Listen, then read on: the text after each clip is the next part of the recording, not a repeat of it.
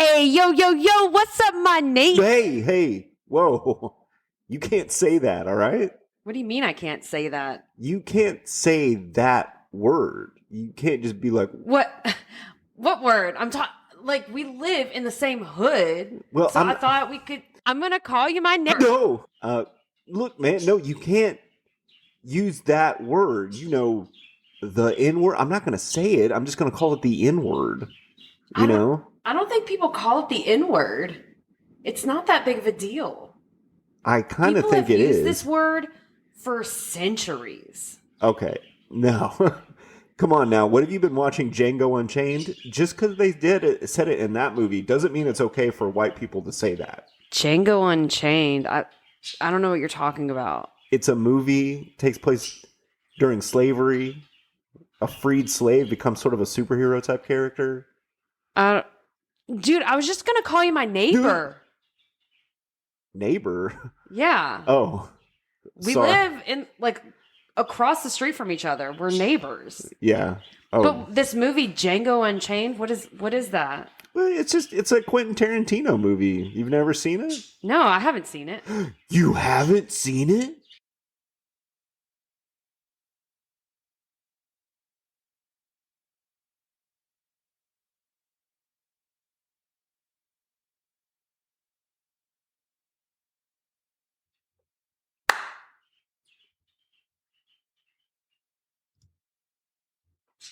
Hello and welcome to Septintin Taratember, a month where I force my wife to watch the films of Quentin Tarantino, and I will strike down upon thee with great annoyance and nerdy anger those who attempt to underrate and degrade my movies, and you will know my name is the host when I lay my vengeance upon thee. Joe. And I'm wanted, dead or alive, but I'll go willingly if there's white cake involved. Aaron. Ooh, guys, sorry for that really aggressive intro. I was taken aback. I was about to say you haven't seen it, and you go full force, and I was like, "Oh my god, what's happening?" Well, this isn't you haven't seen it. This is Septintin Taratember this month. True. A month where we are going to be covering the films of Quentin Tarantino. We're going to kick off this month with a little movie called Django Unchained. Yeah. So, Aaron, what do you know about Django Unchained? I heard of it, but more so, whenever you first brought this movie up, I thought you were talking about Rango. Rango? Which is a kid's movie about a chameleon. I think Johnny Depp is the character. Yeah, Johnny Depp is the voice of the character. I remember when I was younger, when it came out, my younger brother wanted to watch it, and he would go, Rango with a bango. Who was that, Alex? I think so. It was Alex Rander, but okay. Rango with a bango.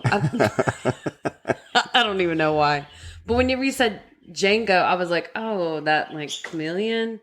And then you kind of just like were talking about how it involved slavery. And I was like, that is not that movie. Because my brother talked about the movie, but I never saw Rango either. I've only seen like little clips from it. But I knew it was like a animated movie. Yeah, your mom gave us that DVD for Joliet to watch, but I never actually sat down and watched it. Yeah, same. Yeah. So we're going to be talking about Django Unchained in a little bit, but what's going on in our world right now? Well, the Astros are up. The Astros won their game today, and they're leading the division with only 12 games left in the season, so hopefully they'll go to the playoffs again. Yeah, I would love for them to go off in the playoffs and win again. Because then I would have a day off of school. Maybe. When they have their parade. They did it the first year and the second time, so. Oh. Unless, well, we do have a new superintendent, so who knows? Yeah, I don't think that the superintendent's going to let you guys have it. Ugh, if he doesn't, everyone's going to throw a fit. You think so? Yes. Okay. Yeah. I mean, like we do, our schools do a lot of like Astro Spirit. Like every Thursday we are like, wear Astros gear. Like that's a thing in our district. Yeah. Well, when I was in high school, we didn't have any winning sports teams, so I guess I don't know about that. The last time we had a winning sports team in Houston was back in the mid '90s. The Rockets won back-to-back championships. Yeah. It was a huge deal, and even though my family wasn't into basketball whatsoever, we got really into it. I got a Rockets jersey.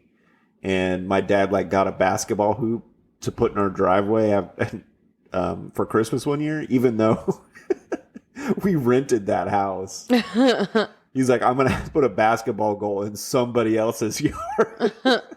Because he cemented into the ground. It wasn't one of those that you put water in or whatever. Oh, okay. Yeah, it's kind of weird. I was like, what's the big deal? Because we had a basketball hoop that had water in it. Oh, but we'd put tires on the back too to weigh it down. Because the boys like to slam dunk. So are you guys are working on a show right now, right? Yeah, so I'm super duper busy. I've got so many things going on, and I don't know where I'm going to catch my breath. Yeah. I've got school classes. I've got a show going on. My best friend's getting married, and I'm in the bridal party, and I'm planning her bachelorette this weekend. Next weekend, I have a conference I'm supposed to go to, but I don't know if my school's going to pay for the hotel. And so it's this whole ordeal. So I'm just stressed at every point.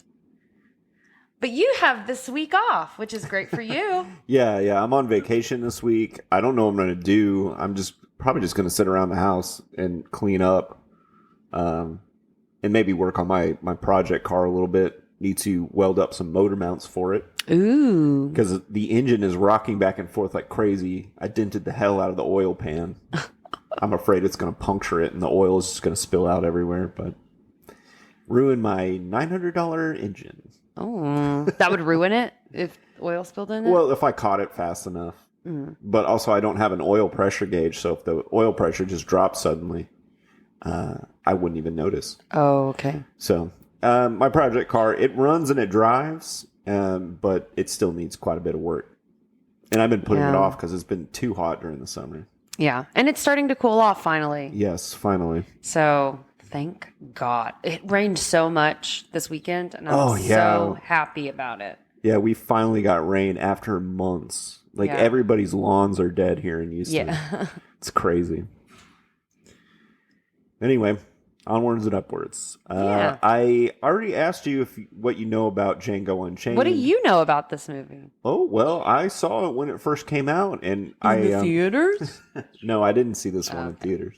I saw it on video. But I'm not really a director's guy. There's good directors. I'll like some of their movies, and then some of the movies I don't care for. I've never been a big Tarantino guy, but he's one of the few directors whose every movie I've seen by him, I've thoroughly enjoyed. Yeah. Some of them I've been I don't ever have to watch that again and I'll be fine. But Django Unchained has been, I think, my favorite movie of his. And this may be the third time I've seen it. And okay. After we were done watching, I was I still think it's my favorite Tarantino film. There's something just really satisfying about seeing a freed slave become a superhero and cap slave owners. It's really satisfying. Yeah, it is. And there's some other movie. I don't want to spoil it too much. It's a Nicole Kidman movie, but something happens at the end, and it makes you happy that you're seeing this town of people getting murked. It's a Tarantino movie? No, it's not a Tarantino movie. It's Lars von Trier. I don't know who that is. Yeah, he's an artistic director, but man. There's very few movies that can make you cheer when people are getting shot. Oh. But we'll watch that one for the podcast one day too. Okay. I don't want to say the name of it because then, when we're watching it, you'll make that connection, and that the ending is satisfying because it's long and it's a journey. Okay. Yeah. So what did you think the movie was going to be about? So starting into it, you kept bringing up that there were slaves in the movie, so I was expecting slaves. And then also, I was talking to a coworker, and we were talking about someone who has this thick accent, my coworker said that person's accent reminded them of, I think it was Leonardo DiCaprio's character in the movie. They've got a really thick Southern accent, but it's hard to pin down what it is. Yeah, because it's not like Georgia. It's not like they're in Mississippi, right? But I couldn't really tell you what a Mississippi accent was. I don't know what that would be either. Yeah. But like, I mean, I know what a Texan accent sounds like, and like I know what like the typical Georgian accent that people used to do all the time. Yeah, that's the kind of over the top, like Southern drawl type. Yeah. And then I know what people in Texas sound like. Well, that's East Texas. Texas is a big state, so there's multiple accents here. Yeah. People don't really realize. Like the eastern side of Texas, like comparing that to like Georgia is very different. But this accent is interesting. And the person that we were talking about has a very interesting accent, but they're from Houston. But they have a very thick country accent, and it's weird. There's a lot of weird accents in Houston because people might have... This is a place with a lot of immigrants, and they could have like immigrated from a country and then lived in a small town before moving to Houston. So they have sort of a mishmash of accents, I've noticed. It's uncommon, but it does happen. I want to say that they were raised here in Houston. Oh, really? So it's very weird that they have this accent. Yeah. Because I was born and raised here, and if Houstonians had an accent, I would have it. But there is no Houston accent. Yeah, it's just it's not like a Philadelphia accent. It's very general American dialect. Yeah, it's the standard American accent. So I was looking for that voice, and they told me kind of what it was about. They kind of said that Django was this like guy that was manipulating like his slave owners into their ruin, kind of. He didn't really go into detail about it, but I thought it was going to be he was manipulating his. Like he had a slave owner. He was a slave. His slave owner was like trying to work with him, and he manipulated his slave owner into killing himself, like getting killed in some type of way. Right. Which isn't how the movie works. But this movie has definitely a non-traditional plot, I would say, of any movie, because it kind of it's sort of like two acts in a way. You have the beginning where he's freed because he gets freed by Christoph Waltz right in the beginning, and then he's like, "Well, let's go be bounty hunters." And then halfway through the movie, though, he's like, "Well, I'm going to go get back my wife." Yeah. When we're done with our little business transaction. Yeah, he said something about getting back his wife, but I thought he meant that the slave owner was trying to get back his wife, not Django. So I was a little confused. Yeah. Whenever they were trying to describe it to me, I was like, I don't understand what you're saying. But so I thought it was going to be he was bamboozling his slave owner into something else. But I liked this a lot better than what I thought. Okay. Yeah. I liked the movie a lot better than what I was expecting. It's really good, and it takes you on a real journey, and every little turn in the journey you're totally on board for. Yeah, something about this movie is it's not they set up almost immediately, it's not set in like reality. Like the special effects are very gruesome, especially in the beginning when he first shoots some people, those people that purchased Django. Yeah, they were like slave traders or something. Yeah, when he shot them, like blood shoots up like 6 feet up in the air, which wouldn't really happen. No. So it's setting up that this is kind of a fantastical kind of story. But I can also see it being like through Django's perception of like what's going on and how it all looks. Well, you've seen maybe one or two Tarantino films. Like I've seen Pulp Fiction, and that's it. Is that the only? I don't know what other movies he's done. Okay, well, maybe the casual movie viewer might not know this, but Quentin Tarantino grew up in the 70s going and seeing exploitation cinema. Like a lot of people were just going to the theater and like watching Jaws and movies like that, where he was going and seeing like martial arts film, black exploitation films, horror exploitation films, because the 70s was the era of exploitation. I don't know what you mean by exploitation. Exploitation is where you take a very simple idea of a movie, like this movie is essentially black exploitation, right? Mm-hmm. So in the 70s they would just take the idea of like, oh, let's take, because now in the 70s you had a whole audience of like black people who want to go to the movies and they want to see movies about other black people. So you take an idea like Superfly is a movie that was about a pimp, right? Okay. And I think in the movie, like they do martial arts and stuff like that. And there was a movie called Sweetback's Badass Song, which I think was considered, but it was just movies. It just had black stuff in it, I guess you could say. But it was like exploiting that idea. Not exploiting the people, just the idea. And like I'm trying to think of another form of exploitation film. And even after they stopped, like a lot of horror movies are exploitation films. Like that's what slasher films are. It's a very simple idea of just like watching teenagers get killed.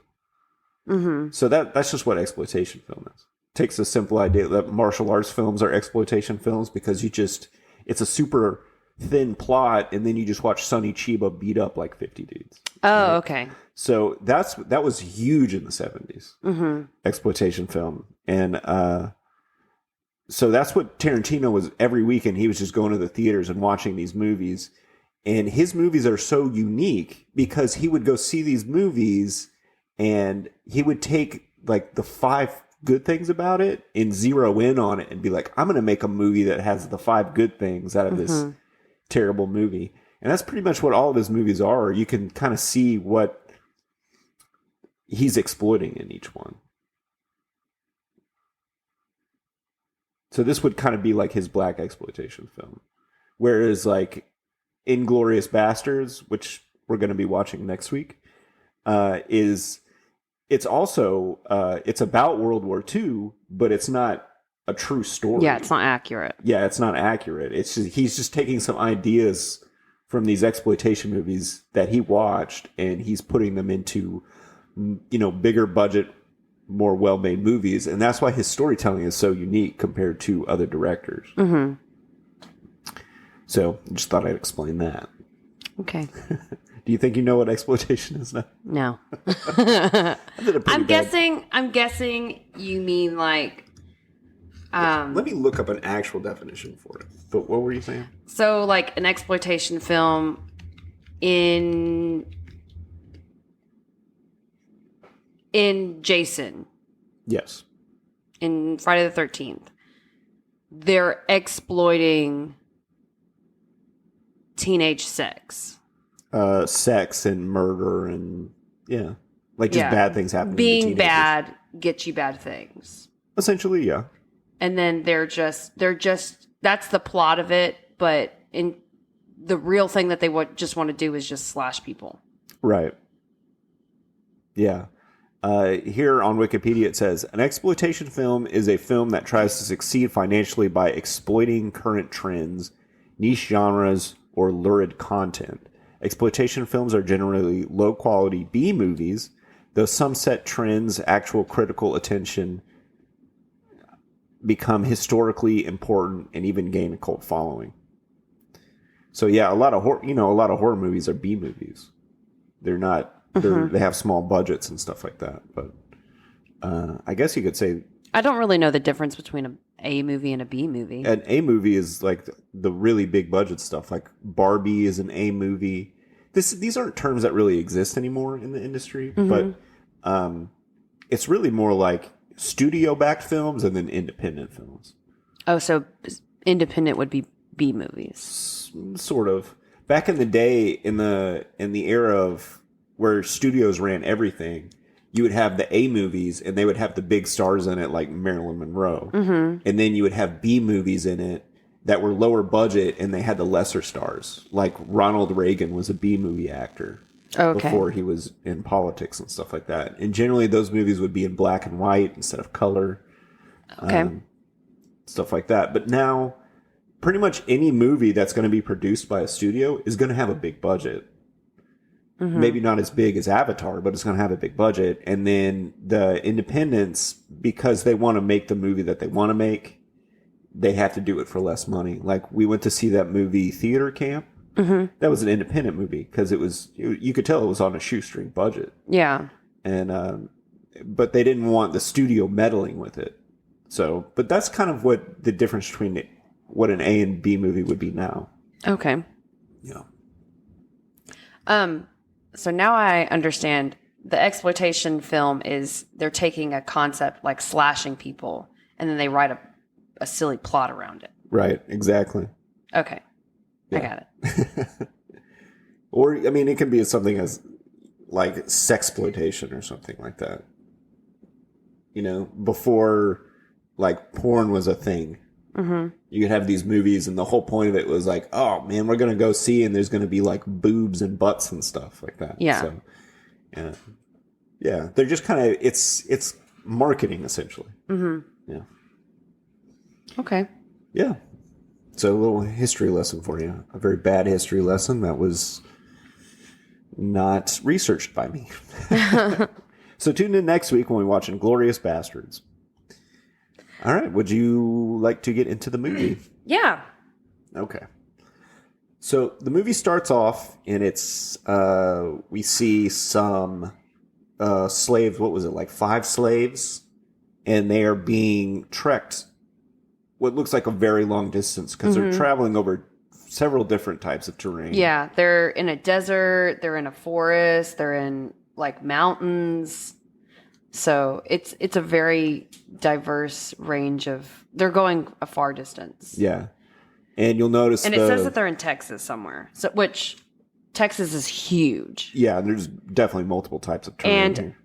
I don't know my history well enough to know, was Texas bigger in 1858? I want to say. Well, it wasn't even part of the U.S. then, was it? It might have. I think they had already sold off because they sold off a large piece of it to the United States. But I don't know. I'm not that good at history. But the slaves are wearing rags. They're all chained to each other, and they have no shoes on. And there's one point where they're like walking in the snow, and they just have this like sack over top of their shoulders to keep them warm, and they're shivering. Yeah, basically a shitty shawl. Shitty shawl. A shitty shawl. And then Christoph Waltz pulls up, and he is in a horse and carriage with a little tooth on top of it. And you're like, what's this dude's deal? Yeah. But one thing I like noticed is that all of the slaves they had whip marks on their backs. Right. Every single one of them. So you can tell immediately that these slaves were extremely horribly treated. Yeah, poorly treated. And right away you could tell, like, okay, this is an accurate depiction of what slavery was. Like, this movie is not gonna pull any punches. Yeah. And Christoph Waltz shows up in his cart, and he is looking for someone. Yeah. So he comes up to the guys and he's like, I'm looking for someone that's that was part of this farm, Yeah, the specific plantation, because he's looking for certain people, but the people there don't know that just yet. And so one of them, he says, I'm looking for a person that was under the ownership of, and they say the people's name. And then one of the slaves, kind of like states, I was there. And he's like, oh, okay, I guess one of them was, cause the people the slave traders, I guess they were kind of elusive and not like, they were like, you can't talk to my slaves. Well, they immediately know that this guy is an outsider because he has a German accent and he talks kind of funny. Yeah. And Christoph Waltz is charismatic, like from go. Like this guy's performance in this movie is incredible. And he's very charming, and he's like trying to charm these guys, and he's like, I'm a bounty hunter and I need this guy Django because he's the only one who can identify the target that he's after. Yeah. So he's going up to all of these slaves and he's like, were you the one that talked? And then he gets up to Django and he passes him by. I can't remember why. I think Django doesn't say anything at first. And then he passes him by and then he backs back up and he asks him, were you the one? And he's like, yeah, I know them. And he's like, okay, can you, if you saw them, would you be able to point them out? And whenever this happened, I was like, what the hell is going on? Yeah. It doesn't key you in right away. Kind of. Yeah. It doesn't hand feed you what's going on, which I like. Yeah. And so he's like, yeah, I could pick them out. And so then Schultz, which is the dentist guy, he turns around. He's like, well, I'm going to buy this slave from you. And he's like, well, they're not for sale. And then they pull their weapons out. Well, they've had their weapons out since his carriage pulled up. Yeah, but now they're starting to pose a threat to Schultz. And so he shoots him. He shoots the guy off the horse, and then he shoots the other guy's horse, and the horse falls on his leg. Yeah. Yeah. And this sets up a lot about this character. Like this guy, he's all business. Mm-hmm. Quick draw. He's a badass with a gun, and he's not threatened easily. Yeah. So he takes these guys out. Also, you see that he cares for all of the slaves that are there. Like he's being very kind towards them, which is very different from what they've ever received from any white person. Yeah, they don't know what to make of him. They're very confused by his behavior and everything. But we all like, this is his save the cat moment where he takes Django and he says like, hey, you guys have a few choices. Like you can help these slave traders, or you can make it up north and try to find a place that's more enlightened. Yeah. Well, before he does that, he's like, I'm buying him from you. And he's like, do you have the paperwork? Oh yeah, he actually does buy them. Yeah. Yeah, and he physically buys Django from him because I'm guessing legally he can't have Django if he's not purchased. Right. Because that's stealing property. Right. So he is like, I'm guessing you don't have the paperwork. Well, that's fine because I have the paperwork. And he fills out this paperwork and he throws it at him. And then he goes back. He gives Django the horse that the first guy that he shot. Yeah, and he says take the jacket off the dead guy too. Yeah. And the guy that's like leaning on the horse, or the horse is on top of him, he's like, don't touch him, don't touch his jacket, and like yelling all this stuff. But then Fox goes and steps on his horse to put more pressure on his leg, which I thought was pretty funny. Yeah. So all of this he's like giving Django his freedom. Django, well, he hasn't yet said anything about his freedom. He basically is just like, all right, I'm buying you because I need you for a business purpose. I don't need a slave. Mm-hmm. I need someone who can identify a bounty. and they get on horses and they leave. And, But while they're leaving, he stops and he looks over at all the other slaves that are there, and he's like, "Well, you guys have two choices. You can either help this guy to town." yeah, that part I just said. Yeah. Wait, you didn't say it all the way through because I interrupted. So before I interrupted, he says you have two propositions. You can take him back to town, or you can kill him. And he throws a gun at them. Yeah. So I don't remember exactly, but I do remember he says like, or you can make your way up north to a place that's more enlightened, which is the line that I liked. But they kill the one surviving slave trader. They go up to him and they shoot him, and the blood spatter is just like shoots like 8 feet up in the air, and it's like super like goopy and everything. And I was like, okay, this is fun. Immediately, I was like, okay, this is a fun movie. It's not super serious. I mean, it's got serious messages behind it. This movie has a bunch of tones. Yes. Like, this is tonally all over the place in a good way. Yes, and I was just about to say, like, the tones like change a lot, but it all meshes together so well. Right. Yeah, the blood and the gore in this movie is very classic martial arts film. Like, I actually saw something the other day. It was talking about a Kurosawa film. Like, there was this Japanese director who made a lot of movies about samurais. Mm-hmm. But there was one they made where they had a mechanical malfunction where this guy was supposed to get sliced, and then the blood started spraying out.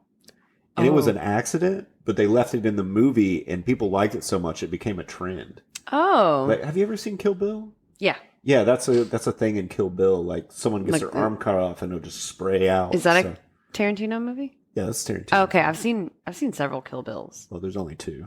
Okay, I've seen both of them. Kill Bill, man, I love those movies.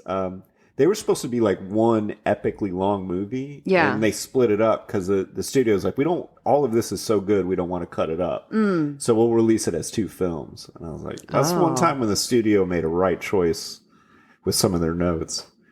Then we'll talk about that next year, maybe. Yeah. So he gets up on the horse. They leave the slaves, and he tells him, like, I'm a bounty hunter. You're there to help me do this job.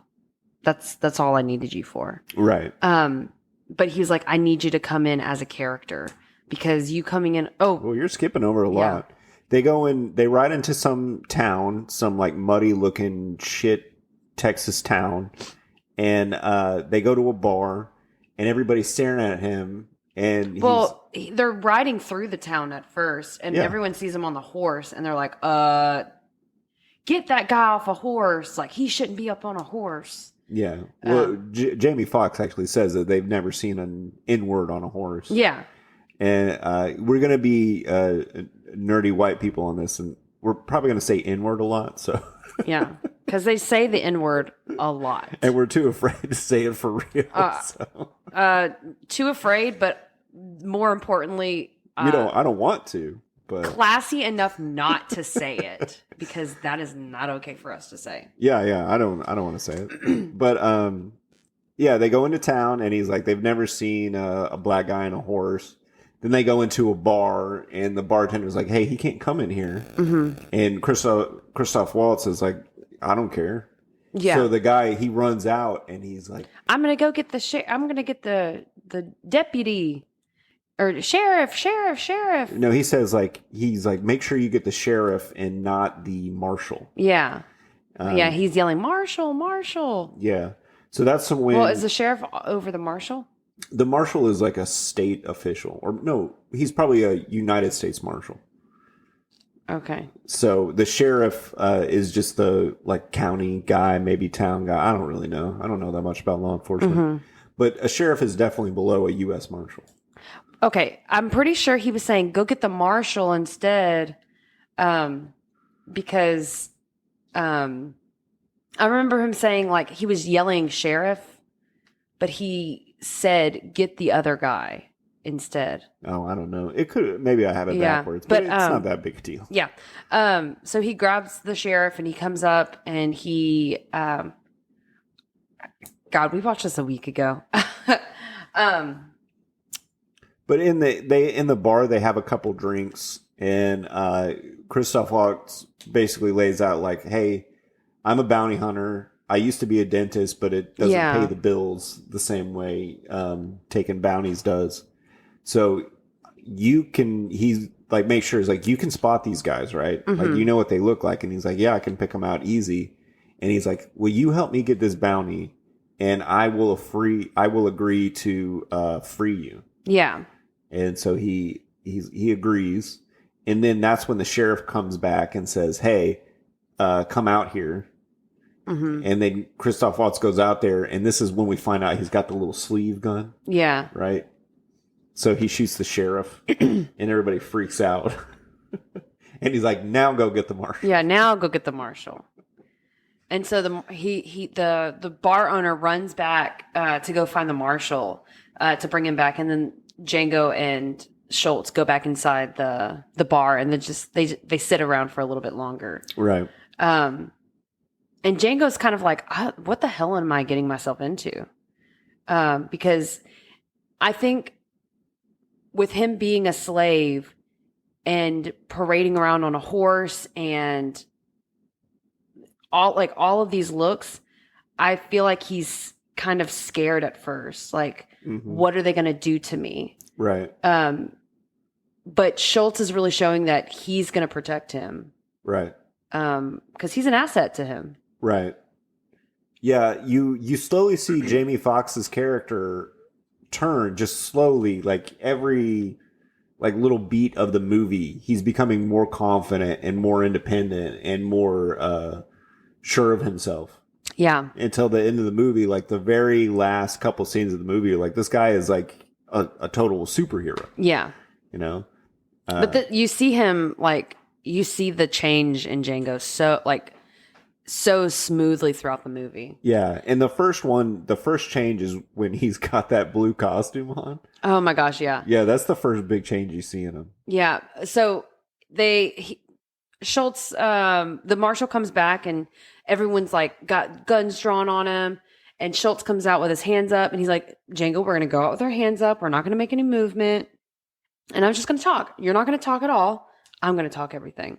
So he comes out, and this is the first time Django hears Schultz's spiel to everyone about bounties.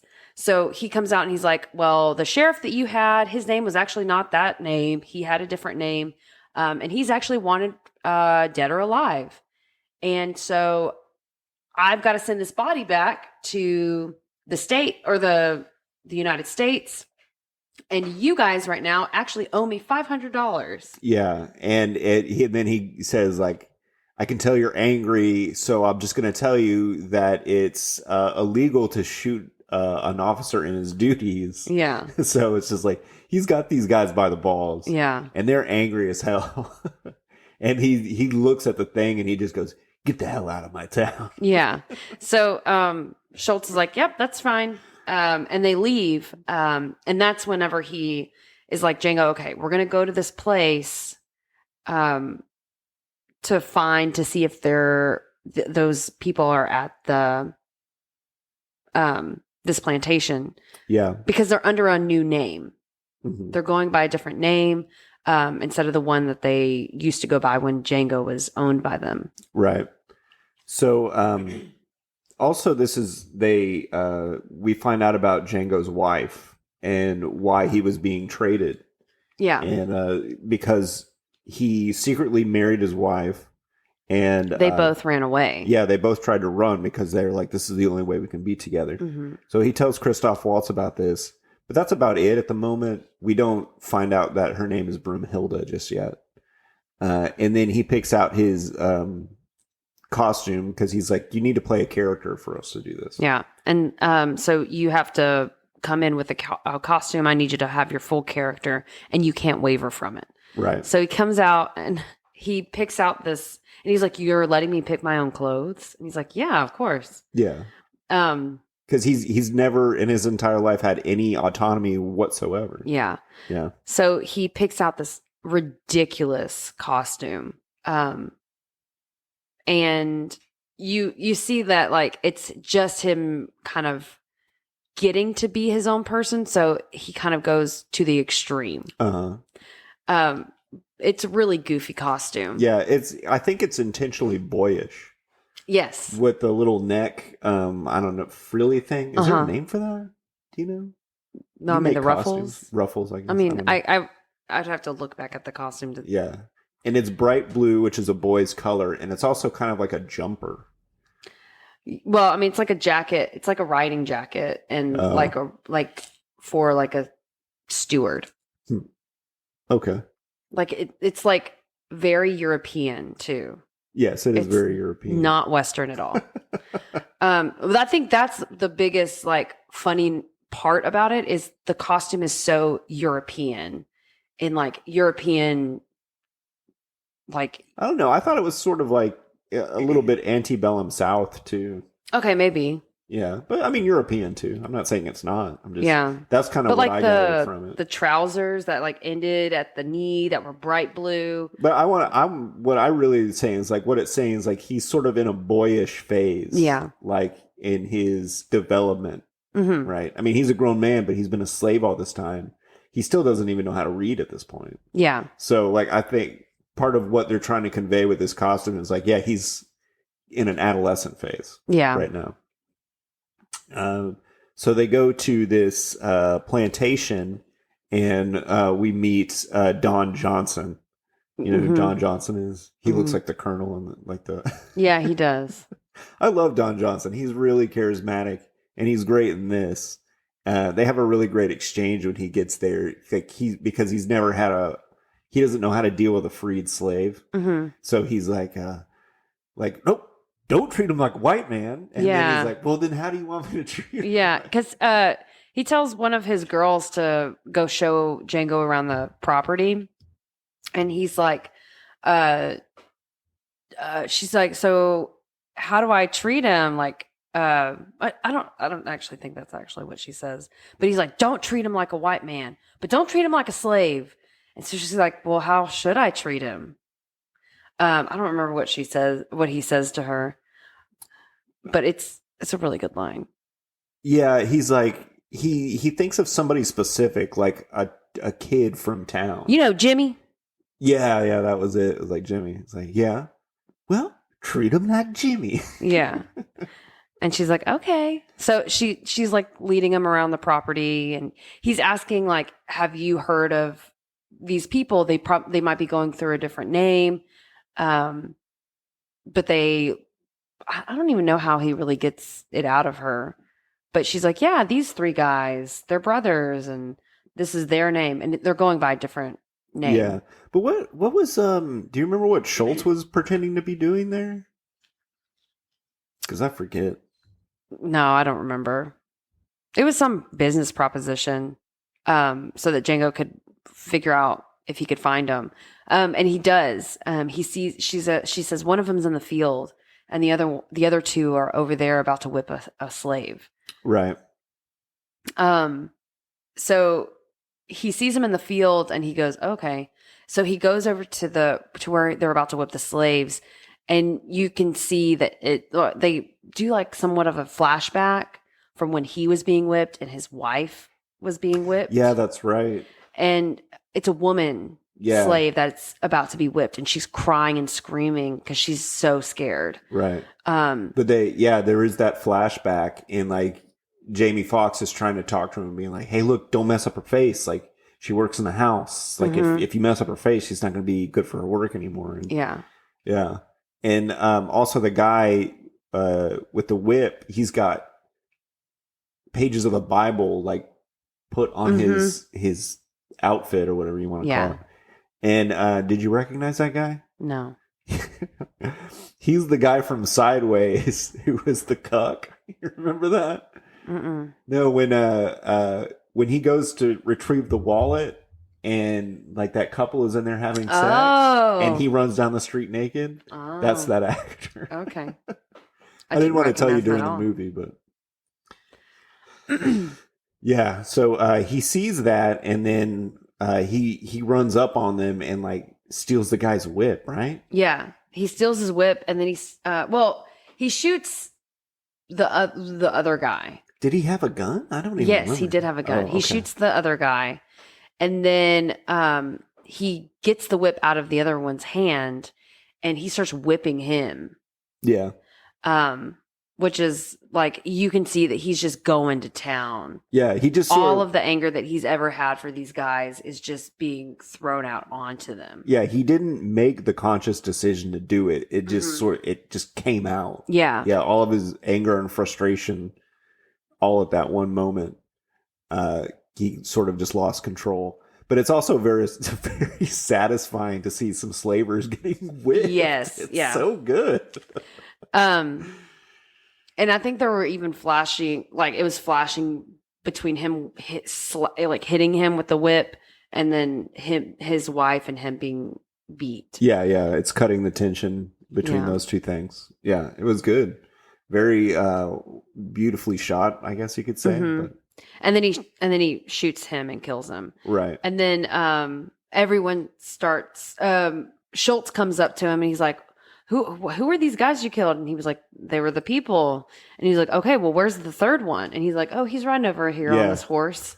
And I have those lines down here.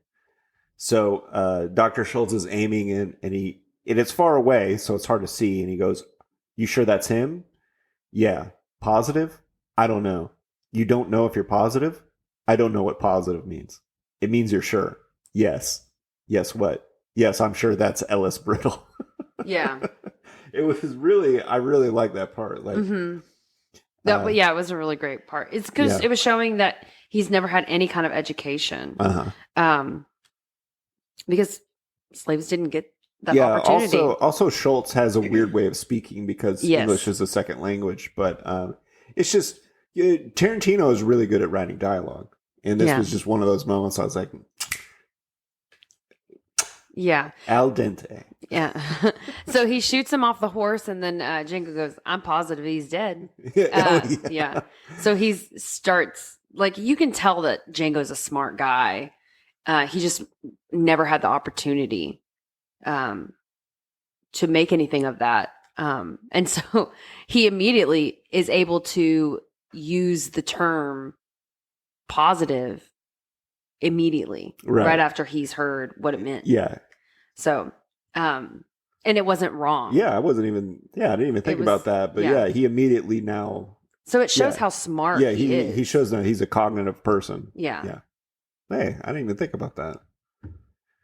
So then, Big Daddy is the name of Don Johnson's character. He rides up and he's like, what the hell is going on here? And they go again through the spiel of like, hey, these guys are wanted, dead or alive. Yeah. And you can't kill me because I'm an officer of the law or whatever. Mm-hmm. And I think this is the part where he's like, get the hell off my property. I don't know I can't remember if that's what the marshal said too or whatever. So they well, I haven't been looking at my notes. There are some really great notes that I've put in here. Well, tell us what they are. So whenever he's describing this, like Tommy or Jimmy or whatever the kid's name is that they were talking about, whenever she asks how to refer to him or how to treat him, he goes, what's that peckerhead boy? Which whenever I heard him say that, I was like, oh my God, that was the best line. And it's so true. Like if you spend time around a lot of Southern people, they'll say stuff like that. Yeah, peckerhead boy. Oh my God. Yeah, I had an NCO from Alabama when I was in the Army, and he had all the weirdest sayings. Yes, all the time. And he would say stuff like that. Yeah, like the word pecker, I hate. It grosses me out. But you know what he used to call me all the time? And this is phobic, so I know that. But he would call me Fruity Lips all the time. Who? This NCO, this Alabama NCO. Would be like, hey, Fruity Lips. Yeah. This was in the military before gays were allowed to be in. So yeah, there was homophobic stuff flying around all the time back then. But Yeah, he always had the weirdest sayings. Yeah. There's a lot of homophobia in Everywhere? like Southern culture Yeah, I know. in the South. God. Who's that peckerhead boy? What's that peckerhead boy? Are you talking about Jimmy? Yeah, Jimmy. She knew too. Mm-hmm. All right. Any other notes? Something else was like the clothing I love juxtaposed to his. I put juxtaposed his. I don't know what I was gonna say. We can get that part out. But there was also there's a TikTok sound from this movie. A TikTok sound? Yeah. What is it? Whenever he goes, whenever he's telling him what a bounty is a bounty in the bar, he's like, "What's a bounty?" Django asks him, "What's a bounty?" And he goes, "It's like a reward." And he's drinking beer and everything, but like people have turned that it's like a reward into that's a TikTok sound. Oh, okay. So, wow, thanks for telling us that. You're welcome. That was sarcastic. Did he put wood in in the tooth? Oh, I know what. Never mind. Okay. All right. So then, so the owner of the plantation is pissed that he's killed these 3 men. Yeah. And so Django and Schultz, they go and they ride off, and they're sleeping supposedly. Yeah. Well, they know that they're going to retaliate, so they show. Yeah. He opens up the tooth on the top of his carriage, and he takes money out. Yeah. And puts dynamite inside. And I thought it was wood. Oh, you thought it was wood? At first. And then later I was like, oh, it's dynamite. It was kind of hard to see. But you know the score. You know that they're not just going to let that fly, you know? Yeah. So they put the dynamite in, and then it cuts to these guys riding in on horses with bags on their heads. And then it flashes forward or flashes back like 20 minutes or 10 minutes to where the guys are like talking about what they're going to do. And they have these bags on their heads. But they keep talking about how they can't see. Yeah. Well, I've got that dialogue here too. It is the funniest scene in this whole movie. Yeah. And there's one character that reminds you of somebody you know. Yes. It was very reminiscent of someone I know. And whenever we read these lines out to you, you'll be like, if you know people I know, you'll know who I'm talking about. So they're going to go attack Schultz and Django. And so they're having a meeting beforehand. And Big Daddy, who is Don Johnson, says, now, unless they start shooting first, nobody shoot them. That's way too simple for these jokers. We're going to whoop that N-word lover to death. Or whoop, I guess. And I'm personally going to strip and clip that. I'm pretty sure that's a slur, so I'm not going to say it. A Gaboon. Myself. That's most likely. And then he puts the bag on. Yeah. And then he goes, damn, I can't see fucking shit out of this thing. And then another guy says, an unnamed baghead, we ready or what? No, hold on. I'm fucking with my eye holes. oh, shit. I just made it worse. Unnamed baghead. Who made this goddamn shit? Willard's wife. Well, make your own goddamn mask. Willard comes back. Well, make your own goddamn mask. Willard is the person that you know, right? Now look, this is what Big Daddy says. Now look, nobody said they didn't appreciate what Jenny did. Well, if all I had to do was cut a hole in a bag, I could have cut it better than this. What about you, Robert? Can you see? Not too good. I mean, if I don't move my head, I can't see you pretty good, more or less. But when I start riding, the bag's moving all over. And I ain't riding blind. And I'm riding blind. And I'm riding blind. Baghead 2. Shit, I made mine worse. Anybody got an extra bag? No, nobody brought an extra bag. But the funniest part is at the end when the Willard, they're like, God, these bags suck. They keep talking about how bad these bags are. And Willard says, my wife spent hours cutting holes for you guys. She cut 30-something bags for all of you, and I hear nothing but complaints. And then he gets mad and storms off. He's like, don't ask me or mine for nothing ever again. Yeah. It was such a good scene. Yes. It's also satisfying to see extremely racist people be bad at stuff. Yes. So they go and attack, and they're riding in a circle around the cart, and Schultz shoots the tooth, and it explodes, and they all run away. Oh, well, some of them die, and then Big Daddy's running away, and then they shoot Big Daddy. Right, yeah. Does he lets Django shoot him, right? Yeah. Yeah. This is the first time Django's getting to, like, use the gun, like a bigger gun. Because, like, at first he just had, like, a hand. I think he steals the handgun from one of the other guys. Oh, maybe. Whenever he shoots them. I don't remember. Because he definitely shoots them. Yeah. So then I really like the way they shot it, too, because he's like, Schultz is telling them how to aim, and then the guy's riding away, and it goes into slow motion, and then you hear the shot, but it doesn't show the bullet hit him. It shows him hitting the ground right beside the horse's legs and falling, and you just, like, yep, that guy's dead. It was a perfect shot. Yeah, and it's, because it's easy to show everything. Yeah. One thing I really don't like about modern movies is how they just have to show everything these days. Yeah. Like, let something happen off screen. Let it be implied. Let a sound effect tell the story or something like that. We don't need to use CGI to show every single thing that happens. Yeah. So I appreciated that. Thank you very much, Quentin Tarantino. So then they're camping out, and Schultz asked Django, what do you plan to do after you're freed? Or I think they're also saying, like, hey, why don't you hang out with me during the summer? Yeah, he's like, take the summer and take the winter until the snow melts. We're gonna kill some wanted people, and you can get, I think he said 30% or like 20%, something like that. So like a percentage of my earnings that you can have as a freed man. Yeah. And so Django takes him up on it, and he's like, well, what would you do? What are you going to do after all of that? And Django brings up his wife, Broomhilda, which this is when he first brings up her name.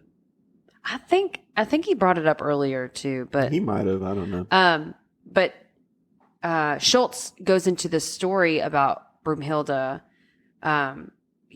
because it's a German. It's a German name. fable. Yeah. Well, as soon as I heard Broomhilda, I was like, "That's a German name." Because you're like 1/10. No, it sounds German. That's why, not because I'm. No, you intrinsically know it because of your 10% Germanness. 0.2% German. And so he goes into the fable of Broomhilda, and I love that he tells the story badly too. Yes. And he says, like, well, what happens on the mountain? And he says, well, it's a German fairy tale, so there's going to be a mountain in there somewhere. Yeah. Yeah. So then we have, this is Act 2, I would say. This is when Act 2 begins, and this is like the fun and games of the movie where we get to see them going around hunting bounties, and Django's learning how to do quick draw. Yeah, so they build a snowman, and they're putting like bottles in it so that he can like aim, and he's perfect every single time. And then you see them also getting bounties, but the last bounty is one of the most important ones, because the bounty is with his son on his farm, and they're plowing, and Django's like, well, I can't really, Schultz is like, well, haven't you shot him yet? And he said, well, his son is with him, and he doesn't want to shoot him in front of his son. And Schultz is like, well, he did all of these things. If he didn't want to be a bounty, then he shouldn't have done all these things. Right. If he really wanted to be a farmer, he wouldn't have stolen all those carriages, which stealing carriages sounds like such a petty little thing. Yeah.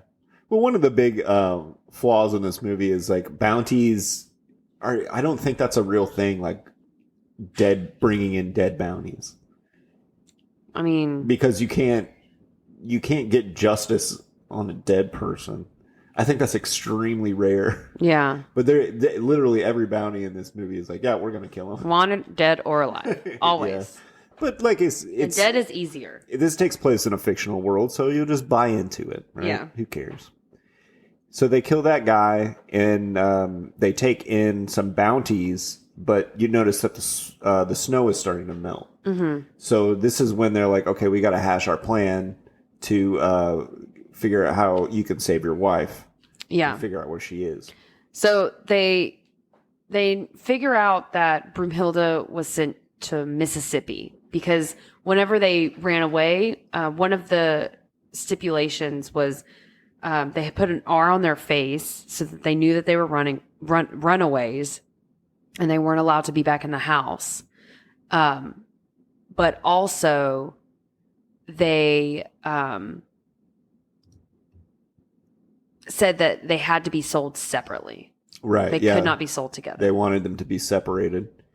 Which is crazy to me. It's just like, look, these two people are in love. Why can't they just be slaves and be in love? Mm-hmm. You know, it's just how horribly these people were treated, that they were just seen as objects and just a commodity, just property. Yes, it's horrible. So they find out that he's at, what was it? It was Candyland, right? Is the name of that? Yeah, plantation? they find out that she's at Candyland, but Django's like, she's too pretty to just be in the fields. Right. She's a pretty face, so she's not going to be. But they put an R on her face, so she's not going to be in the house. Right. He said that they'll probably use her as a comfort girl. And Mm-hmm. Schultz at first was like, "What is that?" And then immediately realized, like, "Oh, she's comforting the slaves." Yeah, it's implied. I like that they implied it. They never just straight up said like, "Oh, she's going to be a whore" or whatever. Yeah. So, and then they have, and she's comforting guest. Yeah. You can figure out what that means. It's Yeah. But so they're like, okay, we have to go in there and get her back. But if we just roll up and be like, we want to buy this random slave who isn't worth much in this big plantation, that's going to seem suspicious. And they're not going to want to sell her. Yeah, they're not going to want to sell her. They're going to be suspicious and be like, well, if you want this slave, you're going to have to pay a lot of money. Well, I think the thing is that because they said in Candyland they don't sell any of their slaves. Oh, okay. I must have missed that. In Candyland, once you get into Candyland, you don't get out. Okay. And so they said that he's not going to sell this girl because she takes care of the people that come into their house. Right. And the Mandingo fighters. That's the biggest job she has, is taking care of them. Right. After they've fought and won.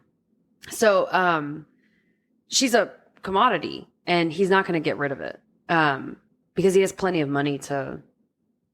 Right. He has plenty of money. He doesn't need to sell them. Mm-hmm. So the method to get her is to give him a reasonable offer. Yeah. Well, first they're going to pose as Ridiculous like they know offer. what they know about Candy is that he's into Mandingo fighting. Yeah. Which is a thing that doesn't really exist. It's made up for this movie, or it might have been something that was in an exploitation film from the 70s that Tarantino was like, oh, I'll write a movie around this. Right? That's where what I was talking about earlier comes into play here, is like he takes good ideas from these terrible exploitation movies from the past and he writes a good movie around it. So this must be could have been one of the things that he was drawing from.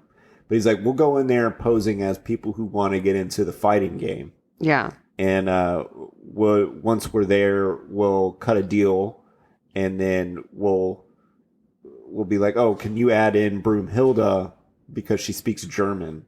Yes. So that's which is a great angle for them to be able to go through. Yeah. Like if he didn't speak German, then this all wouldn't have panned out. But it's just perfect. Yeah, it's happenstance. But earlier in the movie, Jamie Foxx says like, "Oh, she used to work at a plantation that was owned by a German woman." So she speaks German. Yeah, so they taught her how to speak German so that the mistress of the house had somebody to speak to. Mm-hmm. Which I wonder if there was any German slave owners. Yeah. You think so? I think so. I don't know. But maybe she married into the family. But anyway.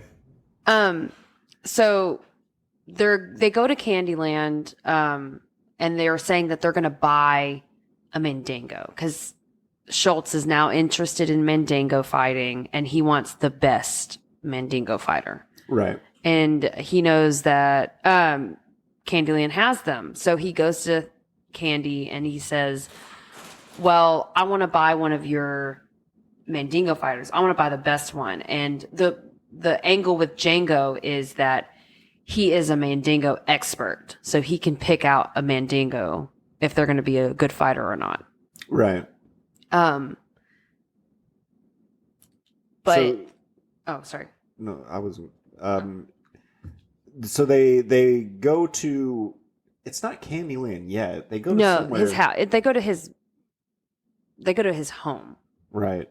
But they go to meet Calvin Candy, played by Leonardo DiCaprio. And they meet his lawyer, and they're walking through the house with him, and they're talking about him. Mm-hmm. And then he's the funny part where he goes like, "Oh, he's a total Francophile," which means he's into French culture and stuff like that. And then the Schultz says something in French, and he goes, "Oh no, don't speak French around him. He doesn't know French. You'll just embarrass him." Yeah, you'll embarrass him, and he gets mad. Yeah. But all of the people that are in his house are dressed in a very French manner. So like the girls are dressed as French maids, and everything is very like highfalutin. Yeah. Well, this guy is incredibly rich, Mm-hmm. and he owns this huge plantation that's been passed down in his family. So he's the ultimate nepo baby. Yeah. He's the ultimate playboy of Mississippi, is what they set up. And they go into a room where they're actually having a fight. And what's his name? DiCaprio isn't really doing anything. He's not talking to anybody because he's watching the fight. Yeah. And his guy wins the fight, and they give him a hammer to kill the other guy. And it's very brutal. Mm-hmm. And right off the bat, you're like, okay, so this guy is just scum, essentially. Yeah. He's like a very bad dude, doesn't care about human life whatsoever. Yeah. And like immediately you're afraid of him, but he's pretty charming, and he's Leonardo DiCaprio, so he's handsome. Yeah. So except his teeth are nasty. Did you notice? Yeah, teeth? Yeah. He did have bad teeth. That's an interesting choice too. Mm-hmm. But maybe they're like, we got to dirty Leonardo DiCaprio is just too handsome. We got to dirty him up a little bit. But so he's kind of cool, but also kind of scary. And so he finally meets with Schultz, and they tell him that they're interested in getting into Mandingo fighting, and that Jamie Foxx is an expert. Yeah. Right. Like I said. All right. Just kidding. You said that to me earlier, so I said it back. The fight ends, and Schultz makes the offer, and he goes, I want to buy your Mandingo. And he goes, well, I'm not selling, period. Yeah. And he goes, well, I have to offer you, I have to give you an offer that's so ridiculous that you can't refuse it. You have to give him an offer he can't refuse. Look at you, Aaron. You're quoting famous movies now. I know. So he's like, okay, well, what will you offer me? And he goes, $10,000 for a Mandingo, which is a lot of money, especially at this time. That's extremely, Yeah. extreme amount of money. And he goes, okay, well, we will go to your property where you have all your Mandingos, which is another location. Right. That's the actual plantation. Though. Yes. And we'll look at your guys and we'll pick one. Right. And so they're making this business proposition. And you can tell that Candy is very, he's easily manipulated into like being like, oh yeah, totally. Like, yeah, he's not bright. Yeah, he's not a smart super, guy. super stupid. Yeah. But also, he has a really big ego, which also probably because he's so stupid. Yeah, well, that's why I mentioned earlier that he had this plantation passed down to him. He's a Nepo baby. Yeah, absolutely. Like, none of this is his. He just inherited it. And he's just a playboy. He's having fun with all of it. And so that makes him stupid. Yeah. You know? So, but the ego, you can see that Django knows like he's had like slave owners like him, and he knows how to manipulate them. Yeah. We're really seeing that Django is becoming the master of his domain. He's so smart. Yeah. And he's really leaning into this character. And to the point where Dr. Schultz is starting to get scared that he's leaning a little bit too hard into the character. Yeah. So they're riding in a carriage. They have basically a convoy going along. And Django is like talking shit to other slaves. And then some of Uncle Baby Billy is in it. Walter Goggins, I think his name is. But they start having a beef. Yeah. And like Django doesn't back down. And Schultz is like, why are you doing that? He's like, you're going to get us killed. And he's like, no, I'm intriguing Candy. Yeah. And he goes, I know how these guys work. Yeah. I know what they want to hear, and I'm playing it for him. Yeah, and they hit this thing over the head multiple times. Like after there's a part where Candy is talking to one of his fighters, and his fighter's like, I can't fight anymore. And he's like, you have to give me 5. You've only done 3. And so you either fight or die. And he 6 dogs on him. Yeah. To tear him apart, essentially. And Schultz can't handle it. Yeah. And then Django says, I've been around white people a lot more than him. So it is like they hit that over the head at least 3 times that Django knows how dangerous slavers and plantation owners are because he's been experiencing them for years now. Yeah. But something else,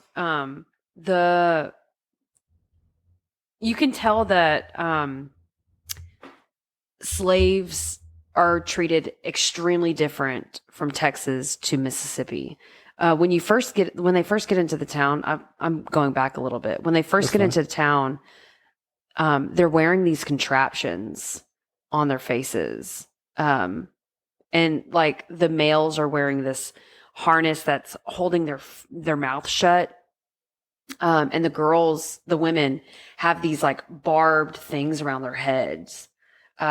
Which I'm like, are those accurate to like something that was actually going on? I'm curious. I have no idea. Because I mean, they definitely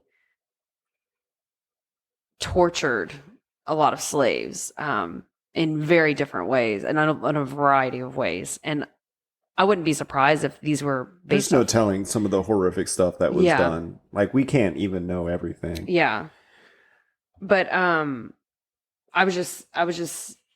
I liked how they pointed out how differently they treated them.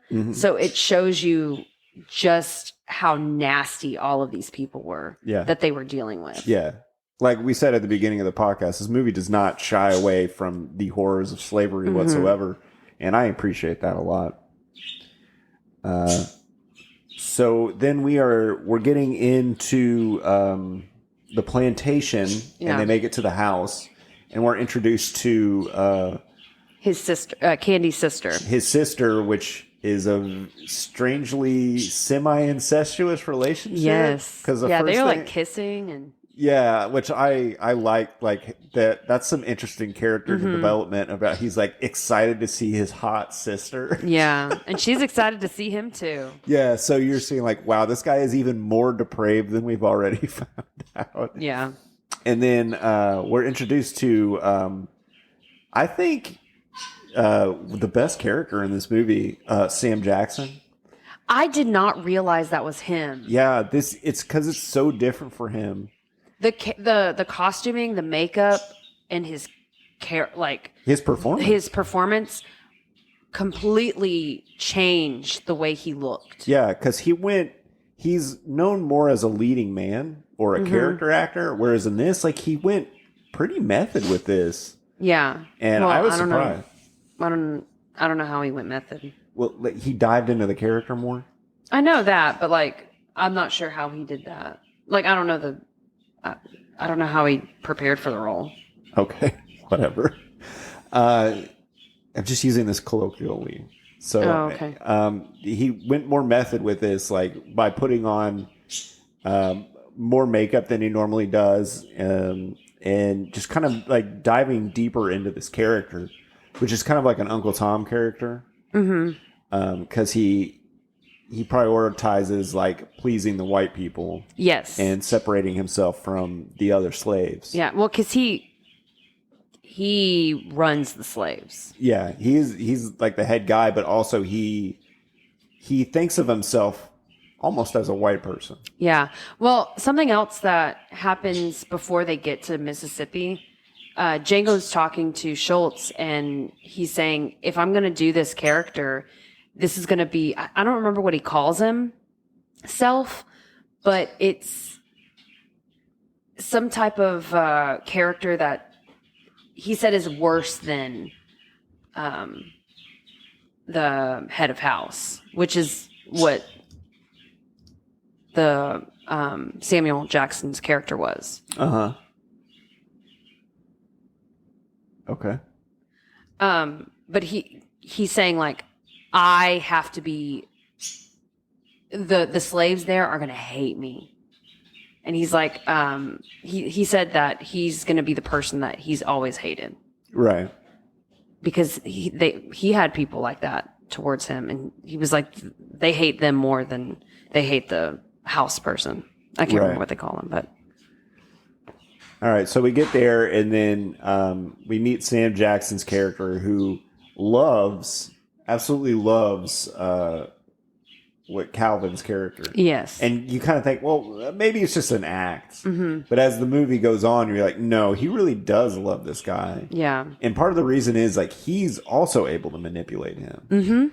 Yeah. And Samuel Jackson's character even pushes back. Like, he says to get the Broomhilda out of the hot box. Yeah. Which is another, looks like, extremely horrifying thing. Yeah. He says she's supposed to be in there for 10 days.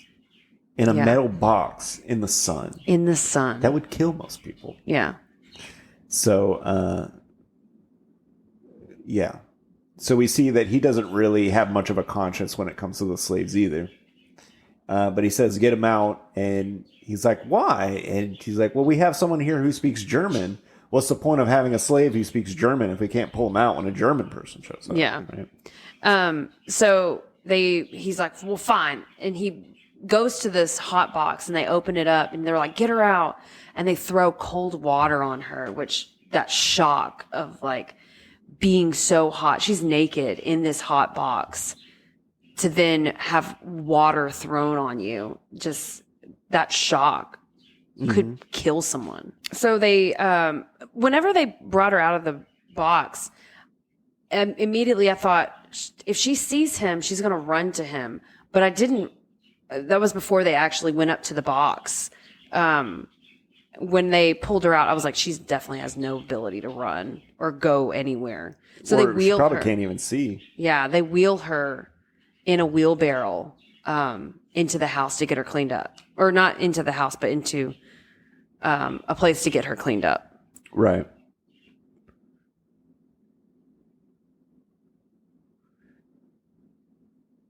So what did they do in there? So after they go into the house, and he tells Django, like, this is what we're gonna do. I'm gonna bring her to my room, and you're gonna knock. And then you know that's happened. And then they go.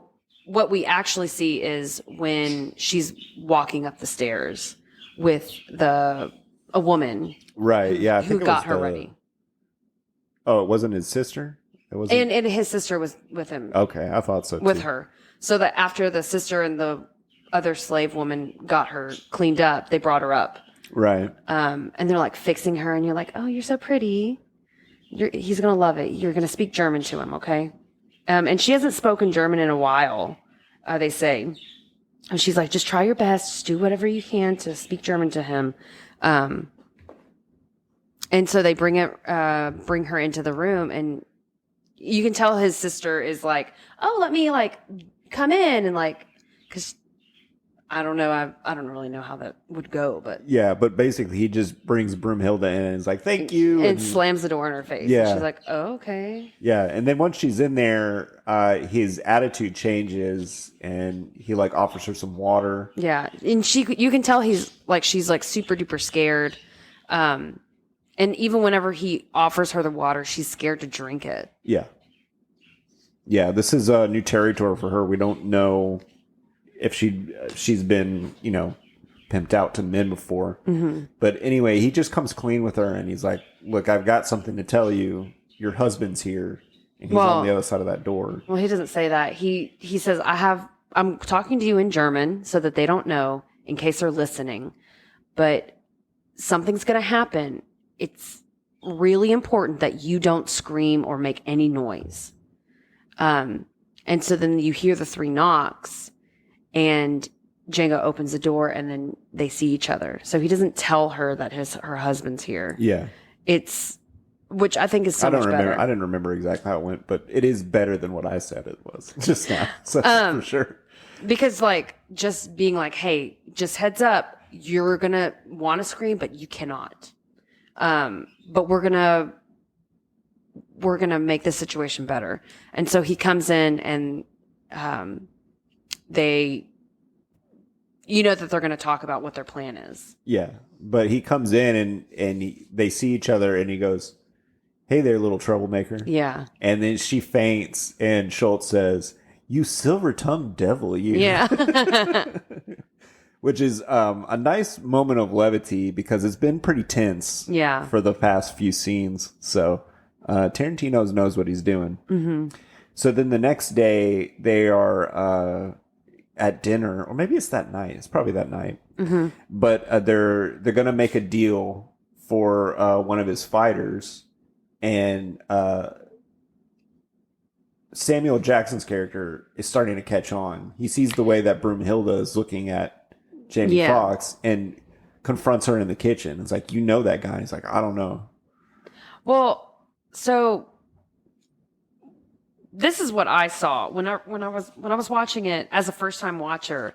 I didn't see her, like, I saw her like glancing over at it, but I don't see how he would have known that she was lying, because I mean, everyone was staring at Django. He's sitting at the white table, I don't know. So it's very weird. So to not stare at him would be even weirder. I don't know. It wasn't that she was looking at him. It was the way she was looking at him. But I didn't see her looking at him like in a... Yeah, but that's why... But it just sets up... Like, Sam Jackson's character is not in the movie that long. Yeah. But they need to set up that he's smart and intuitive, because he is. Right? Yeah. Well, I'm just saying, like, I didn't see what he saw to know that she was lying. I didn't either. So... But he's like, him. And she's like, I don't. And she plays dumb. Yeah. But he's still... And he's like, you wouldn't lie to me. And she's like, no, I wouldn't. Yeah, but he still knows. Mm-hmm. So he makes up some excuse to get Candy out of the room. Yeah, to go talk to him privately. Yeah. And another interesting thing, like, this character, man, he must be on the screen for like 20 minutes. Mm-hmm. Maybe less. But it's every bit of it is so good. Like, he gets in there, Candy follows him in there, but he's already sitting in there. Now he's got a drink in his hand. And now he is in a position of power over Candy. Yeah. And he's like, they're playing you for a fool. And Candy doesn't do anything about it. He doesn't say, like, know your place or anything. It's such a crazy character. Yeah. And, well, I mean, like, and you find out later that he's raised Candy. Yeah. So. Yeah. He trusts him. Yeah. Fully. They like, it's not, like I said, you maybe at the beginning you think it's an act, but it's not. Like, he's like, Samuel L. Jackson is Dick Cheney. How Dick Cheney was for Bush. Like how Dick Cheney was the vice president, but he was actually behind the scenes the actual president. Yeah. But this is kind of the same idea in their relationship, I think. And because Samuel L. Jackson is smarter than him. Yes. And he's just some Nepo baby. Right? So then... he knows how this farm runs way better than Candy does. Yeah. And he's also just, smarter about psychology and people better. So this sets off Candy, and he goes out there and he goes into this diatribe about some slave that he had named Ben, who took care of his dad and his grandfather. And he could have killed him at any time, but never did. Yeah. And he was like, it's because they have these bumps in the back of their head. And it was this whole theory. Yeah, it was this whole speech, and it makes sense for the time because they didn't know that much about science or medicine. Yeah. But it was scary, is really the most important part, because you're like, this guy is unhinged. We know he's unhinged. And he knows what's going on. Yeah. And now he knows what's going on. So... and I thought Django was going to have to do something to Broomhilda to prove that they don't know each other. That's what I was scared was going to happen. Right. Yeah. This feels like the final act of the film or the final scene. Yeah, it does. But it's not. It's not. Again. It works so well. Yeah. Tarantino and his non-traditional storytelling, but they've been found out, and he's like, you're going to give me... if you want Broomhilda, you're going to have to pay.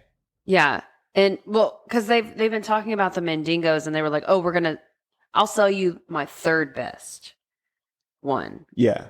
And you're going to pay the $12,000. Yeah. And you're still going to pay the $12,000, but it's going to be for the third best, not the very, very best. Yeah. And then he tells him that they're fooling him. Well, also they were going to make a deal as like, well, while you're drawing up that contract, because it's a lot of money, we would like to take Broomhilda as well, because it's been so lonely not to speak to German to anyone. Yeah.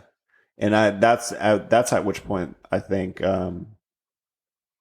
Jackson and DiCaprio have the meeting. Yeah. But anyway, so they've been found out, and Christoph Schultz, being the guy that he is just like, I'll just pay the $1,200. Yeah. Just for her. Well, he goes, Candy's like, you're going to pay the $12,000 for her, and that's it. Period. Right. Because that's the ridiculous deal that you offered, and I'm taking that. Right. So he takes $12,000 for Broomhilda instead of a Mandingo. Right. So then they go into a different part of the house to sign the contract, and basically he's DiCaprio's calling him like a bad loser and all this, and but they have her, and then DiCaprio starts being crazy, and he's like, you need to shake my hand. Yeah, you need to shake hand. Here in the state of Mississippi, a deal is not done until you shake my hand. Yeah. And he's like, I don't want to shake your hand. And the deal is done because I have the paperwork. And he goes, I won't let you leave until you shake my hand in some type of way. And then he says, I'll shoot Broomhilda if you don't shake my hand. And then so he goes to shake his hand, and he's like, sorry, I couldn't help it. And he shoots the sleeve gun. Yeah. Which I completely forgot about until that happens, and it's very satisfying. Yes. Yeah. And then because they took when they found out, they took all of their weapons. But he had the sleeve gun, Right. which we forgot about. Yeah. Which was very satisfying. And then a little shootout happens. Well, he shoots him and he goes, he was like, I had to do it. Yeah. Or I couldn't help it. Or yeah, I something couldn't like help it. Yeah. And then the lawyer shoots Schultz. Yeah. Schultz gets shot. And then a shootout starts to happen. And Sam Jackson's character runs over to Calvin and starts crying. Mm-hmm. And then so you're at this point, you're like, okay, he really did love him. Yeah. So you know he's pissed off too. And you think for a while Django's going to come out on top of the shootout. Because I didn't remember. I thought this was the end of the film. Yeah, you would think it is. Yeah, but I did, like, my memory, because I hadn't seen it since it first came out, I think. But so they eventually pin him down. Yeah, they have him. He runs out of guns to shoot with and bullets. And so they're like, Samuel L. Jackson's character is like, Django, you got to come out, or we're gonna kill Broomhilda. And he doesn't want that to happen. And Broomhilda's like, don't come out, just stay. But he comes out and he gives up. And that's, you think, is the end of the movie. But then the next scene happens where, well, I knew it wasn't then because I knew they wound up together in the end, but I was like, okay, because I couldn't remember the last part of it. So they string him up by his ankles upside down. And Walter Goggins is about to cut his balls junk off. Yeah. Castrate him, I guess is the word for it. And generally when that happens, they bleed out when they're upside down. Well, they probably would have cauterized it and continued to torture him. Yeah. Like that. They weren't going to let that. Well, yeah, it was a hot knife. So. Yeah. Oh, yeah. Might have. But. Oh, it came out of fire. So. Yeah, I remember now. But yeah, like after him doing all that, they're not just going to kill him. Yeah. Like let him die fast. But they were trying to figure out what to do with him. And then Samuel L. Jackson's character comes in and is like, hey, you're not going to kill him. You're going to send him to these people. Yeah, they're sending him to a mining company. Yeah. Which I don't think mining companies use slaves, but whatever. I don't think they did. Yeah. There was a poem or something that I read when I was in elementary school, maybe middle school, but it was about working on railroads. Was it about John Henry? Maybe. Yeah, I don't know. I don't think that was slavery. I think that was post-slavery. But the reason we had so many slaves here in the United States was because of cotton plantations. Yeah. There was a lot of other industries where having slavery just didn't make sense financially because it would cost more to have the slaves than the labor that they would do. But in cotton, for some reason, before they invented the cotton gin, it was. So a lot of people like to pretend like, oh, the North was more enlightened or something. It's because they didn't have slavery. Is like, no, it's just because they didn't have an industry that really benefited from slaves. That's why they didn't have slavery. They were just as racist. But anyway, he says they're going to sell him to a mining company where basically they work you to death. Yeah. And something that struck me was he said, you're going to be turning big rocks into little rocks. Yeah, there were some mining companies that had slaves. Oh, okay. Yeah. All right. Well, I'm no history expert, but generally the slavery we had in the United States was due to cotton. It seems like it would be because in mining, if there were gases, there were gases that would kill people. And so I would figure that they would be like, well, I'd rather it be a slave than a white person. But still, if you buy a slave, that's expensive, and then they immediately die. But that's better than, to them, that would be better than. I don't know. I just know that the most of the slavery that took place here is because of cotton, because of the cotton industry. Because it wasn't by now. Free labor. Yeah. Well, I mean, you pay for them, but they continue to do labor. Yeah, because you just needed so many people. But, other more skilled labor. It wasn't really financially viable. But anyway, so it's much worse than working on a plantation, I guess. So they send him off with some slavers or slave traders or whatever, and one of them is Quentin Tarantino. And I guess they're Australian because they're doing really bad Australian accents. So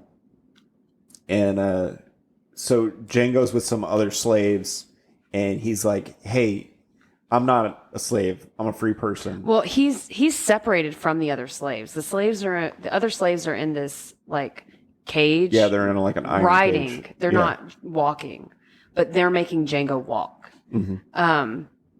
Which is like, looking back on the very beginning when he was walking with chains around his ankles all the way through all those terrains. It's reminiscent of the beginning. Yeah. But he's sitting off, they're sitting off to the side because they're taking a break. And Django's sitting down and he's talking to one guy and he's like, "Hey, I'm actually not supposed to be here. I'm a free person." And he gives them the story, which is accurate to a point. Right. And then he goes. He says he's a bounty hunter and he's trying to get this bounty back at this plantation. But shit went sideways. Yeah. But now you guys can go get that bounty and you can get this money. And they go to ask the other slaves, like, "Wait, is he telling the truth? Did he ride up on a horse?" And they're like, "Yeah, he came up on a horse. He didn't work with us or whatever." Yeah, he was bounty hunter. Yeah. So they take him up on the business proposition, and this is like showing like Jamie Foxx's character has become a complete badass at this point. He knows how to manipulate others. Schultz is dead, but he doesn't need Schultz anymore. Yeah. So he completely talks these guys into freeing him and going after this bounty. And then the second he gets a gun, he blows them away. And Quentin Tarantino is carrying some dynamite, and he shoots the dynamite and blows up Quentin Tarantino. Yeah. And he frees the other slaves, and then rides back to the plantation. Yeah. There he finds Broomhilda. Well, he has dynamite on his horse. Oh yeah, he takes some of it. Yeah, he takes the dynamite that they put in the slave's cage. And he takes it and he goes there and before they get back from the funeral, because they're at the funeral for Candy and a bunch of other people, and he rigs the house with dynamite. Right. And he waits for them to come home, like his sister and Samuel L. Jackson and a couple of I don't know. I keep calling them slavers. I don't know what the hell they are. But Walter Goggins and stuff. But he also, before he goes there, he sees Broomhilda and he kisses her and he's like, "I'm going to come back and get you. I just got to do something first." He gives her a horse, doesn't he? No, they're in the house together. Okay. But they come in there and he's wearing Candy's clothes and they're all freaked out. And a big shootout ensues. I don't remember exactly what he says to them, do you? Because he has like a speech. Yeah, he does have I don't remember it. Yeah, I wish I could remember it because it was good. I just remember there was one point where he he tells someone to step away from the from his sister, and he shoots her, and she shoots off to the side. Oh right, yeah, he shoots his sister, and she gets shot into that side room or whatever. Yeah. And there's a big shootout, and it's very satisfying seeing all these people that you don't like get killed. And he shoots Uncle Baby Billy in the balls several times. Yeah, there's one character who is just lying in the middle of the room, and he keeps getting shot. Yeah, he just keeps getting caught. That was in the shootout earlier. It was? Yeah. Okay, but that part was very funny. Yeah. And then I think he saves Sam Jackson for last. Yeah. And I don't remember exactly how he died. And he just shoots him in the knee. And then he walks out, and then he lights the house on fire. Yeah. Well, the dynamite, and then he walks out, and it blows up Yeah. And so the house is on fire in the background, and he's out there with Broomhilda, and they're both on horses. Mm-hmm. And he starts doing like tricks on the horse. Yeah. Which was really cool. And then like it was real cute. Yeah. And then makes me wonder if Jamie Foxx, well, I mean, I guess he had to learn how to do all that. That was like those things when you see actors doing stuff like that in movies. I always think like, man, it would be so cool to get to learn how to do that stuff just to be in a movie for 10 minutes. But that's the end of the movie. Well, one of the cutest lines was Django goes, so what are we going to do next? Little Trouble, or what does he call her? Little Troublemaker. Yeah, Little Troublemaker. And she goes, she says something back, and she calls him Big Troublemaker. Yeah, that's right. It was real cute. And then they ride off. Yeah, I would love to see the continuing adventures of Django and Broomhilda. Yeah. I don't think we're going to get it, though. But anyway, Aaron, I have to ask you, what is your no bullshit assessment of the 2012 hit movie Django Unchained? This was a fantastic movie. It's not set in reality, but it pulls on some very important discussion topics that we really didn't go into here. But because I don't feel like it's our place. No, I mean we're not history buffs. But it definitely makes you think, and it makes you question things. And I do feel like a lot of movies about slavery are whitewashed and sugar-coated. Yeah, and apologetic. Very much so. Well, yes, but I feel like it's like, well, was it really that bad? That's what I mean by it was. That's what I mean by apologetic. Yeah. Like, well, I mean, that was how it was. Yeah, but the movie does a really great job of like depicting, even if the things that were happening didn't actually happen, it shows you a good picture of things that, I mean, you don't really know exactly what was all happening during that time. And especially if you're not doing extensive research into the history of it. Right. And so it makes you think.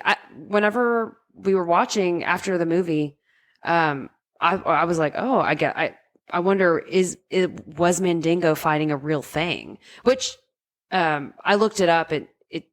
People say if it did, it wasn't very often. It would be the expense of it would be so. Yeah, it would be pointless. It would be crazy to fight to death a person that you paid a bunch of money for. Yeah, because slaves were expensive. Yeah.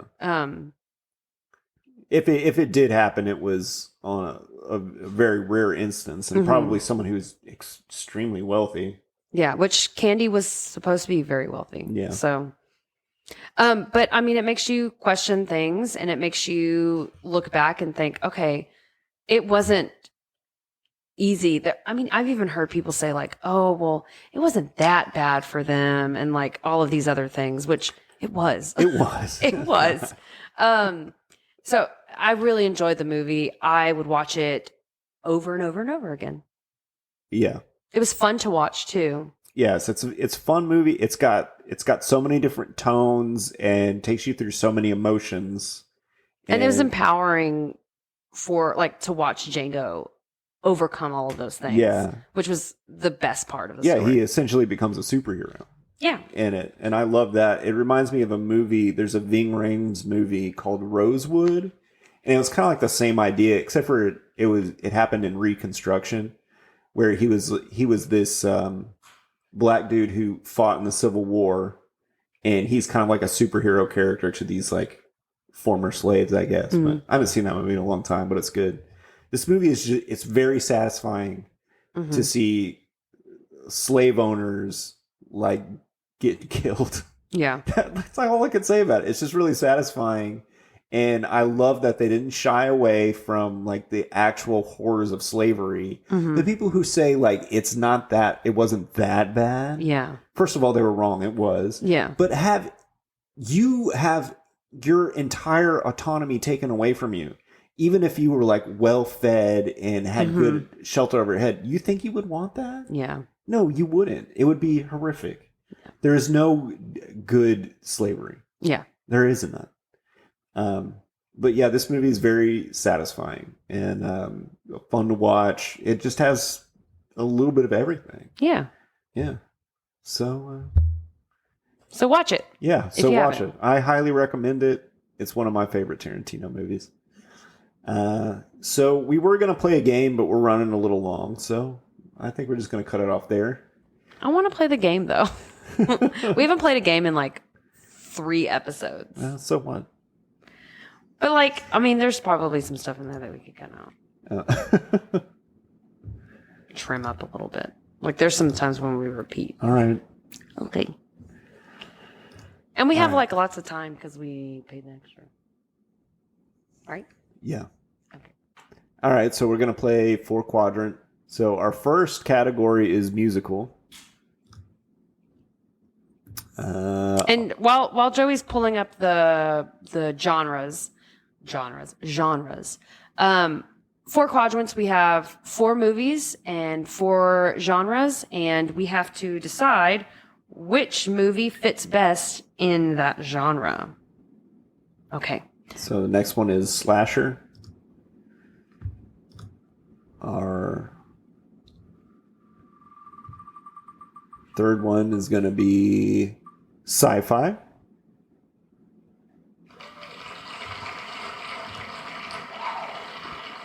Fake clapping and hooting. I love that. Wow! And our final one is going to be history, which kind of fits well for this episode. Wow! Now we're going to pick 4 random movies, and we are going to decide which category they fit into best, even if it doesn't make sense in that category. So, first movie is going to be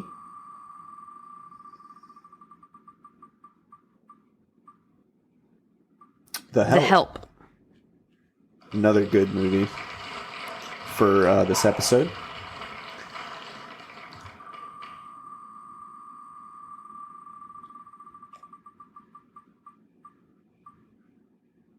And Dances with Wolves. 2 white savior movies.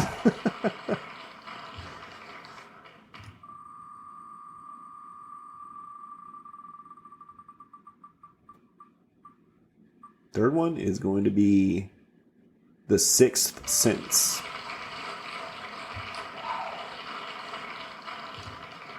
And our final movie is going to be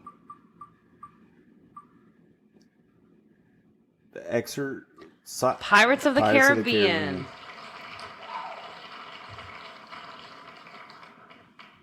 Okay. Woo! So we need to figure out which one goes best with musical, slasher, sci-fi, and history. I'm gonna say Help is gonna be history. Was that even a true story? I don't even know. I don't know. I think it's based off of a book.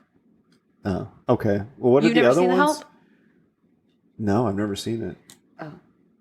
You haven't seen it? I didn't watch it because it was a white savior movie. Yeah. Pretty obvious, so.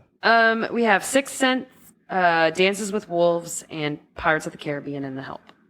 Okay. So, Pirates is not about a historical event, but pirates are part of history. And they still happen. And then Dances with Wolves is about during the Civil War or after it or something, so. Yeah, but it's not about the Civil War. No, it's not. But what's The Help about? It's about don't even know. Integration. Women who write an article? Well, it's kind of like it happens before like integration. And so these black women are I know they're maids. They're housewives, like they're helping housewives. Yeah. And they kind of like stand up for themselves with the help of a white lady. I think Dances with Wolves is more historical than that. Okay. But it's not about Okay. All right. Well, let's try to. Okay. What are the other categories? I would say actually pirates would be more historical. Well, what are the other categories? The other categories are slasher, sci-fi, and musical. All of these fit best under. All right. Let's try musical. What do you think would? Which one of these movies has the most music in it? Pirates. Pirates of the Caribbean? Do Yeah. they sing in it? Does anybody sing in that movie? Probably. Nobody sings in Dances with Wolves, I don't think. And then what's the other movie? Sixth Sense. The Sixth Sense. I see dead people wherever I look. I see dead people. Won't you let me off the hook? I say Pirates is most like a musical. Yeah, The it is music the most is very over the iconic. top. It's very over the top. Well, it's just adventure music. Well, it's over the top. Like the characters are over the top, like a musical. Yeah. And it's very costuming. So Pirates is now a musical. And what else do we have now? I think they sing some bar stuff. We have slasher, sci-fi, and history, and we have Sixth Sense, Help, and Wolves. Dances with Wolves. Oh, and Dances with Wolf. With and Dances with the Wolf. If Dances with the Wolf of Wall Street, that would be a crazy movie. Mm-hmm. Dances with the Wolf of Wall Street. They kill a bunch of buffalo, so we'll call that a slasher movie. Because the white people kill a bunch of buffalo. I was going to say Sixth Sense is a slasher. Well, they're already dead. Nobody dies in the movie. Nobody dies? No. Okay. Everybody's already dead. It fits better in history because the people died. It was a part of history. Okay, sci-fi. Sci-fi, dead people walking around. Yeah, is Sixth Sense. Okay, so did we figure it out? So The Help is the history movie. Okay, Help is a history movie. Help is a history movie. Sci-fi is The Sixth Sense. Okay. Dances with Wolves is now a slasher. And Pirates of the Caribbean is a musical. Okay, so if you work at the last Blockbuster in Bend, Oregon, go and take these 4 movies and move them into their correct sections. Genres. Thank you very much. This has been 4 quadrants. All right, so okay, we were talking about watching Inglourious Bastards next week. Yes. But I said Jackie Brown might be a better movie. It's one of his earlier works, but you said you would still rather do Inglourious Bastards. I've always wanted to see that movie. I think it's because it's a movie that is Quentin Tarantino, and I've heard of it. I know it's about like World War II, but I mean, but I thought it's very similar to Django in that there's a lot of action and shooting in it. I thought maybe you'd want to try something that was more dramatic. I don't know his other stuff, so it's all on you what you want to do. Well, if you really want to watch Inglourious Bastards, we can watch it. But Jackie Brown it's interesting because it's about like a middle-aged woman who's a flight attendant and this crime drama that happens. You know, it's not a shootout movie with like blood splattering everywhere. I thought maybe you would want to see something a little different than what we already saw. What are we doing the week after, I wonder? Well, it'll be the next month, and we're doing October movies. Oh yeah, I think we're doing Halloween. But it's totally up to you if you want to do Inglourious Bastards. I love that movie too. So, but I thought Jackie Brown might be like a kind of a departure from like his more recent stuff. Sure. You want to do Jackie Brown? Sure. Okay. All right. So tune in next week. We're going to be doing Jackie Brown. Jackie Brown goes to town. I don't know. But then again, we might be doing Inglourious Bastards if Aaron changes her mind. All right. Well, that's been it. You haven't seen it. Bye, everybody. Bye.